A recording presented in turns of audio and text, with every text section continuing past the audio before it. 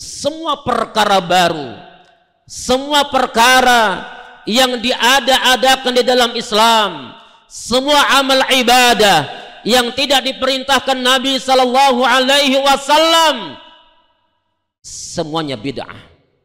Walaupun ra'ahan nas hasanah, walaupun manusia banyak melihatnya, menilainya itu sebuah kebaikan.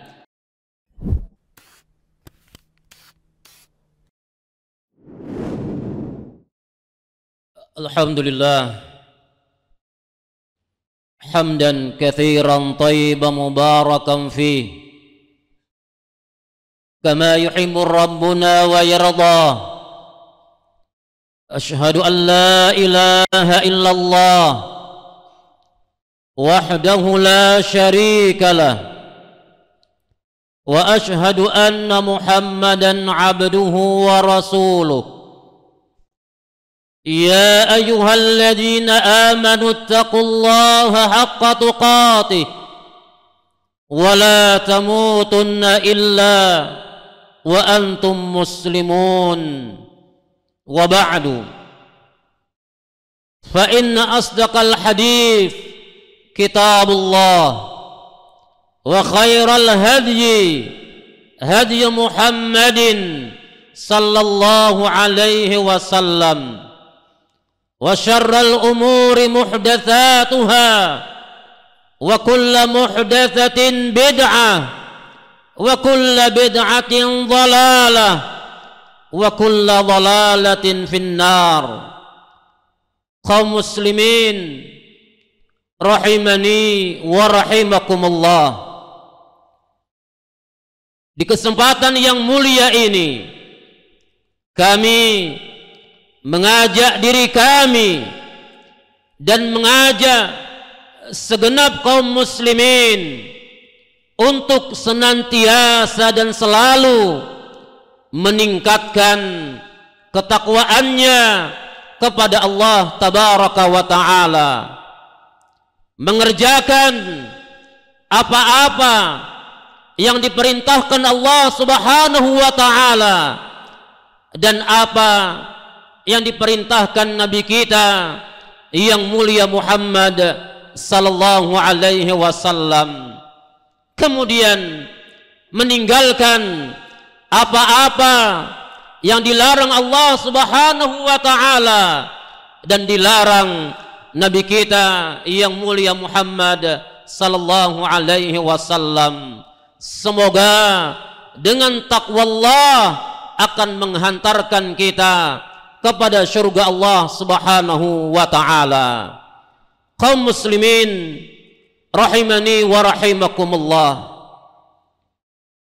sahabat yang mulia Abbas bin Rabi'ah radhiyallahu anha berkata, aku pernah melihat sahabat yang mulia Umar bin Al-Khattab radhiyallahu anhu mencium Hajar Aswad seraya berkata, inni la uqabbiluka, sungguh aku menciummu wahai Hajar Aswad, wa inni a'lamu annaka hajarun la tadurru wa la tanfa'u, dan sesungguhnya aku mengetahui bahwa engkau hanya sebongkah batu yang tidak bisa mendatangkan madarat, sebagaimana engkau tidak bisa mendatangkan manfaat.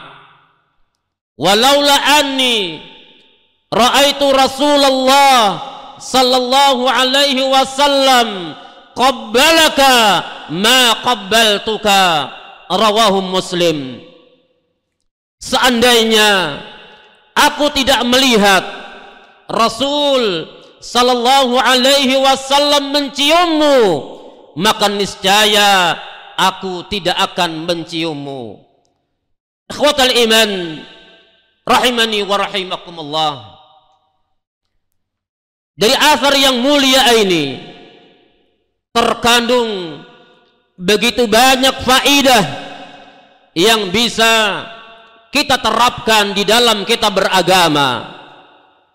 Di antara faidah-faidah tersebut, yang pertama adalah bagusnya, sempurnanya tauhid sahabat yang mulia Umar radhiyallahu an, di mana tidaklah dia mengecup Hajar Aswad melainkan karena melihat Rasul sallallahu alaihi wasallam mengecupnya.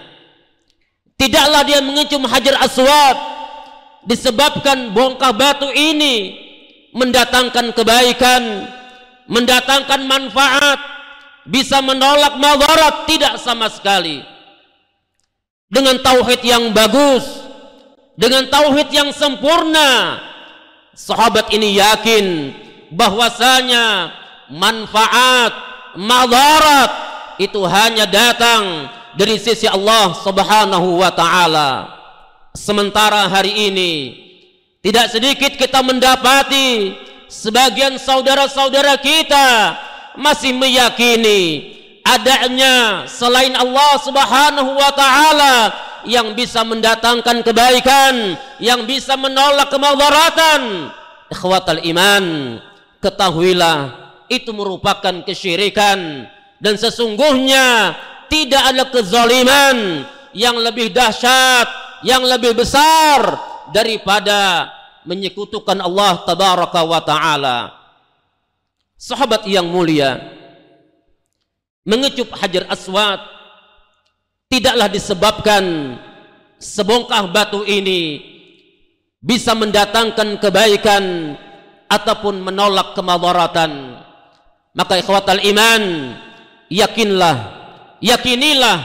tumbuhkan dalam diri kita bahwasanya tidak ada kebaikan, tidak ada mara bahaya kecuali semua dengan izin dari Allah tabaraka wa taala. Maka di kesempatan yang baik ini kami mengingatkan diri kami dan kaum muslimin semuanya, perbagus tauhid kita, benarkan, luruskan tauhid kita, karena tauhid kepada Allah tabaraka wa taala yang akan menghantarkan kita kepada surga Allah Subhanahu wa taala.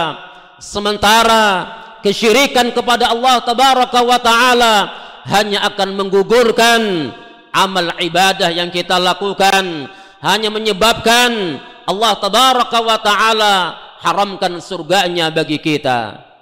Kaum muslimin rahimani wa rahimakumullah, faedah yang kedua yang bisa kita ambil dari athar yang kita sebutkan tadi tentang bagaimana sahabat yang mulia ini mengajarkan kepada kita bagusnya mutabaah beliau kepada Rasul sallallahu alaihi wasallam, bagaimana komitmen beliau radhiyallahu an di dalam mengikuti petunjuk Nabi sallallahu alaihi wasallam tanpa bertanya kenapa, tanpa menyoal bagaimana.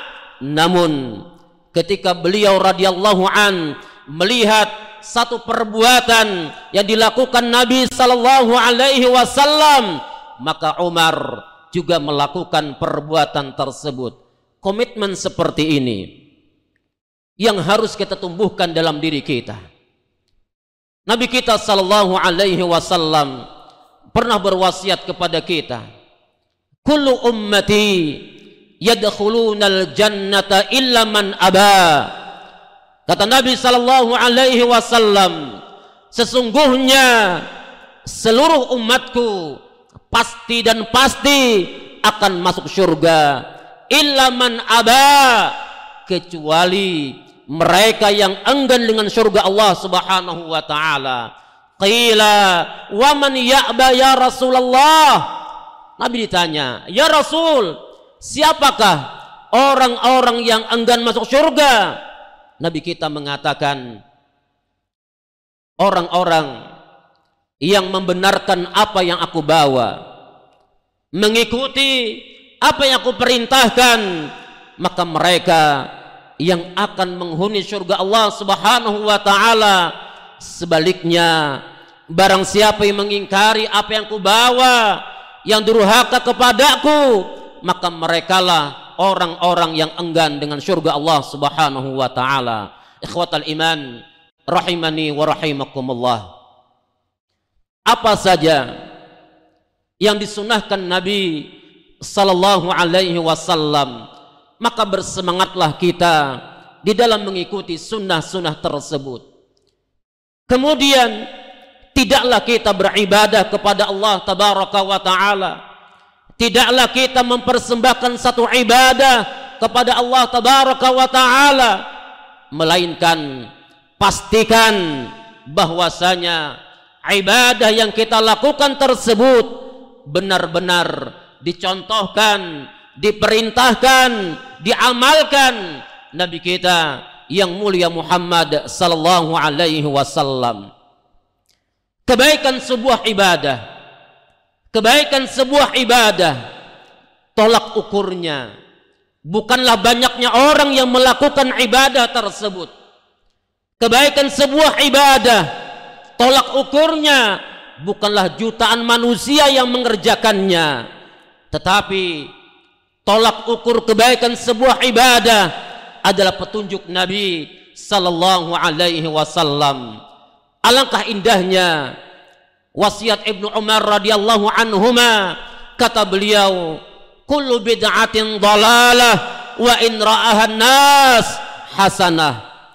Semua perkara baru, semua perkara yang diada-adakan di dalam Islam, semua amal ibadah yang tidak diperintahkan Nabi sallallahu alaihi wasallam, semuanya bid'ah. Walaupun ra'ahan nas hasanah, walaupun manusia banyak melihatnya, menilainya, itu sebuah kebaikan. Karena kebaikan tolak ukurnya adalah petunjuk, perintah Nabi kita yang mulia Muhammad sallallahu alaihi wasallam. Aqulu qauli hada wa astaghfirullah li wa lakum fastaghfiruh innahu wal ghafurur rahim.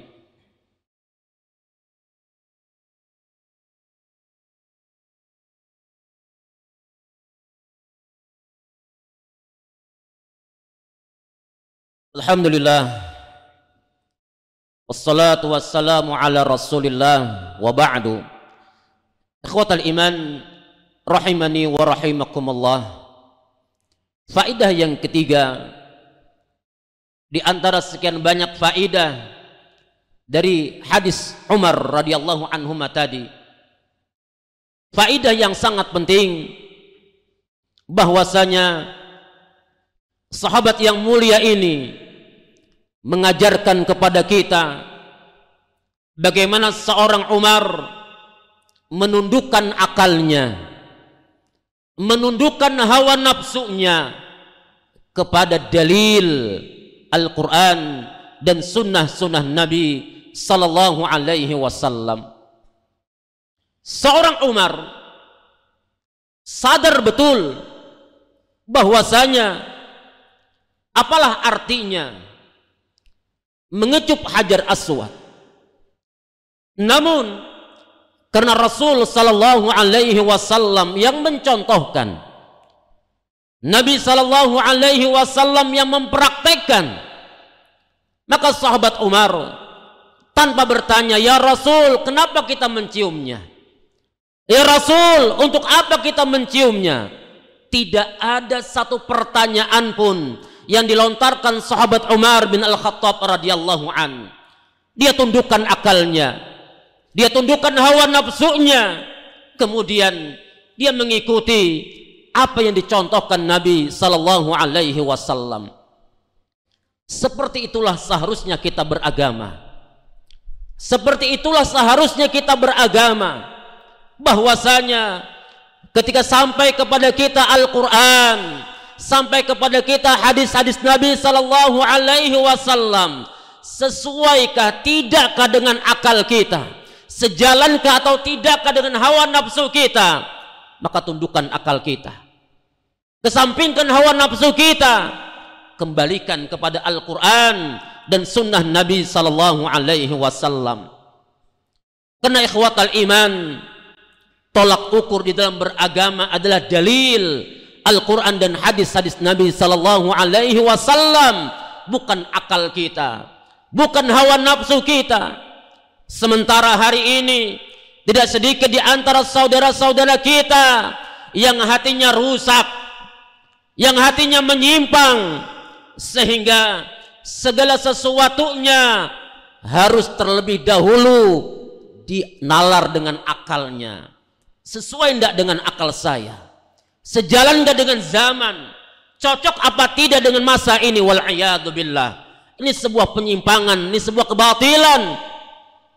Lihat wasiat yang mulia sahabat Ali bin Abi Thalib radhiyallahu an. Bagaimana beliau mengajarkan kepada kita di dalam beragama yang baik. Kata Ali bin Abi Thalib radhiyallahu an, "Lau kana ad-dinu bir-ra'yi." Kalau seandainya agama itu dengan akal, seandainya agama itu tolak ukurnya hawa nafsu, lakana asfalu al-khuffi aula bil mashi min a'lah. Maka logikanya, maka harusnya telapak al-khuf, bawahnya kaos kaki itu yang lebih utama untuk diusap dari bagian atasnya. Kenapa? Karena bagian bawah khuf yang langsung kita injakkan, yang langsung terkena tanah dan sangat mungkin terkena najis. Namun kata Ali bin Abi Thalib radhiyallahu an, wa qad ra'aitu Rasulullah sallallahu alaihi wasallam yamsahu ala zahiri batinihi. Sementara aku, kata Ali, melihat Rasul sallallahu alaihi wasallam justru yang beliau usap adalah bagian atas khuf. Akal mana yang bisa menerima? Hawa nafsu mana yang bisa menerima? Logika sehat mengatakan bahwa bagian bawah itu akan lebih kotor dari bagian atasnya. Tetapi yang dicontohkan Nabi Sallallahu Alaihi Wasallam sebaliknya. Maka wasiat Ali bin Abi Thalib ini membantah siapa saja yang mengkultuskan akalnya, yang mendahulukan hawa nafsunya di dalam beragama. Ikhwatal iman, maka ketika Al-Quran sampai kepada kita, manakala hadis-hadis Nabi Sallallahu Alaihi Wasallam sampai kepada kita, terima, tundukkan akal kita, kesampingkan hawa nafsu kita, cukupkan dengan apa yang telah diperintahkan, dicontohkan Nabi kita yang mulia Muhammad Sallallahu Alaihi Wasallam. Karena Nabi kita Sallallahu Alaihi Wasallam tidaklah berkata melainkan dengan petunjuk, dengan wahyu Allah tabaraka wa ta'ala. Khotal iman rahimani wa rahimakumullah. Maka Athar Umar bin Al-Khattab radhiyallahu an tadi, salah satu pijakan kita di dalam beragama, bagaimana beragama dengan baik, maka 3 hal yang kita sebutkan tadi mestinya kita lakukan.